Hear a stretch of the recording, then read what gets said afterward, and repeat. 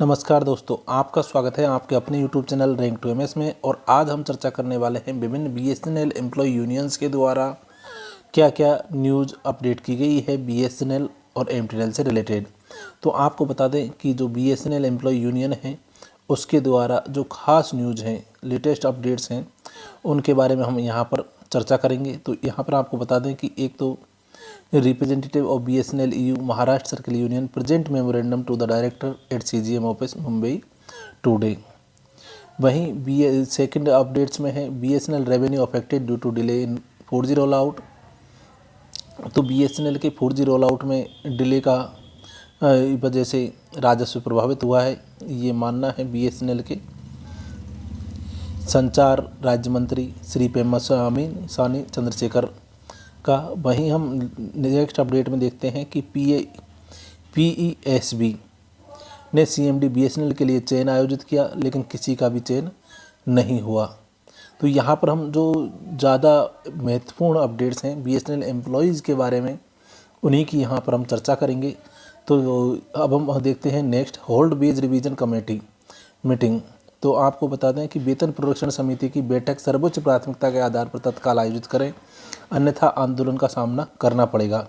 BSNL EU ने प्रबंधन को लिखा है पत्र। तो वेतन पुनरीक्षण समिति की अंतिम बैठक 19/12/2024 को हुई थी। इसके बाद 3 महीने बीत चुके हैं, लेकिन वेतन वेज रिवीजन की कमेटी की कोई बैठक नहीं हुई है। अब 10 मार्च 2025 को एक बैठक आयोजित करने के लिए नोटिस जारी किया गया था, लेकिन यह बैठक भी अचानक से स्थगित कर दी गई थी। तो कारण यह था कि वेतन पुनरीक्षण समिति के अध्यक्ष को प्रशिक्षण के लिए भेजा गया था। आम कर्मचारी ने पूछा कि जब वेतन पुनरीक्षण समिति की बैठक 10 मार्च 2025 को पहले से ही निर्धारित है, तो प्रबंधन ने वेतन पुनरीक्षण समिति के अध्यक्ष को प्रशिक्षण के लिए क्यों भेजा। BSNL EU veg revision committee की बैठक यथाशीघ्र आयोजित करने के लिए लगातार प्रयास कर रहा है। वेज रिवीजन कमेटी के अध्यक्ष जब प्रशिक्षण से लौटे तो हमें बताया गया कि वेज रिवीजन कमेटी के सदस्य प्रिंसिपल जनरल मैनेजर ईएफ के एलटीसी पर चले जाने के कारण बैठक नहीं हो सकी।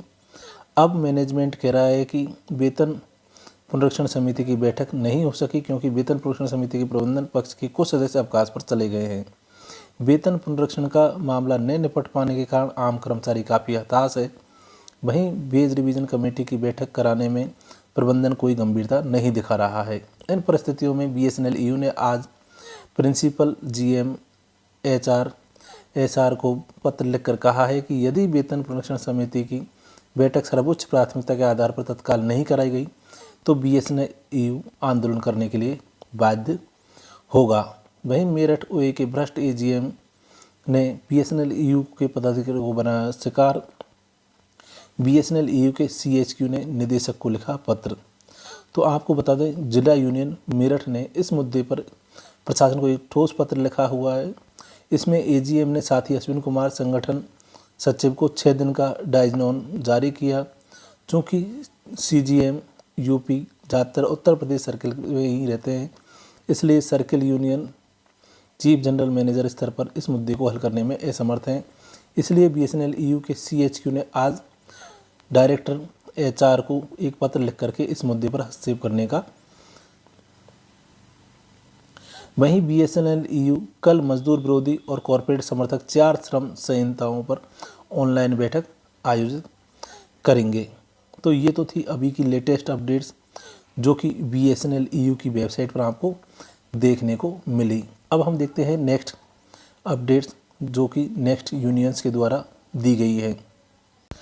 थर्ड वेज रिवीजन सच और झूठ के बारे में आपको बता दें कि कुछ शरारती लोग लगातार ये झूठ फैला रहे हैं कि थर्ड वेज रिवीजन केवल बीएसएनएल ईयू के द्वारा लंबित है। ये अफवाह फैला रहे हैं। डीओटी ने 5% फिटमेंट के साथ में वेतन संशोधन की पेशकश की थी, लेकिन com P Abhimanyu GS BSNL EU ने इसे अस्वीकार कर दिया। ये झूठ केवल बीएसएनएल ईयू को बदनाम करने के लिए फैलाए जा रहे हैं। इसलिए झूठ फैलाने वालों का पर्दाफाश करने के लिए हम नीचे सभी तथ्य प्रस्तुत कर रहे हैं। मंत्री श्री मनोज सिन्हा ने 15% फिटमेंट को अस्वीकार कर दिया। 3/12/2018 को एयूएबी और तत्कालिक संचार मंत्री श्री मनोज सिन्हा के बीच बैठक हुई। मंत्री महोदय ने स्पष्ट रूप से AUAB की 15% फिटमेंट की मांग को यह कहकर अस्वीकार कर दिया कि कैबिनेट इसे स्वीकार नहीं किया गया। उन्होंने सुझाव दिया कि AUAB, DOT और BSNL प्रबंधन को कम फिटमेंट। वहीं श्री अंशु प्रकाश एडिशनल सेक्रेटरी ने 5% फिटमेंट का प्रस्ताव वापस लिया। 30 जनवरी 2019 को AUAB द्वारा तत्कालिक अतिरिक्त सचिव अंशु प्रकाश के बीच बैठक हुई और श्री अंशु प्रकाश जो कि DOT के हैं, उन्होंने AUAB के नेताओं से 5% फिटमेंट स्वीकार करने का अनुरोध किया था। AUAB नेताओं ने सर्वसम्मति से इस प्रस्ताव को स्वीकार कर लिया, लेकिन अगले ही दिन श्री अंशु प्रकाश ने अपने ही प्रस्ताव से पलटी मार ली और 5% फिटमेंट का ऑफर वापस ले लिया। वहीं AUAB ने 18 फरवरी 2019 से 3 दिवसीय हड़ताल का नोटिस जारी किया। 13 फरवरी 2019 को तत्कालिक CMD BSNL श्री अनुभव श्रीवास्तव ने AUAB नेताओं से मुलाकात की और निम्नलिखित प्रस्ताव रखा। पहला, AUAB को हड़ताल पर का नोटिस वापस लेना चाहिए। दूसरा, हड़ताल वापस लेने के बाद माननीय मंत्री 5% फिटमेंट के साथ में वेतन संशोधन के समाधान का प्रयास करेंगे। तो AUAB के नेताओं ने इस प्रस्ताव को स्वीकार कर लिया था, लेकिन वे चाहते थे कि DOT इस प्रस्ताव को लिखित में दे। हालांकि DOT लिखित में कुछ देने को तैयार नहीं था, इसलिए सभी महासचिवों ने सर्वसम्मति से हड़ताल जारी रखने का निर्णय किया। तो ये तो थी BSNL EU के द्वारा बताई गई अब तक की थर्ड PRC को लेकर के लेटेस्ट अपडेट। वहीं all India BSNL pensioners welfare association के द्वारा भी कुछ अपडेट्स यहाँ पर दी गई हैं, जिसमें बताया गया है कि उन्होंने प्रोटेस्ट की मांग की 3 अप्रैल 2025 को।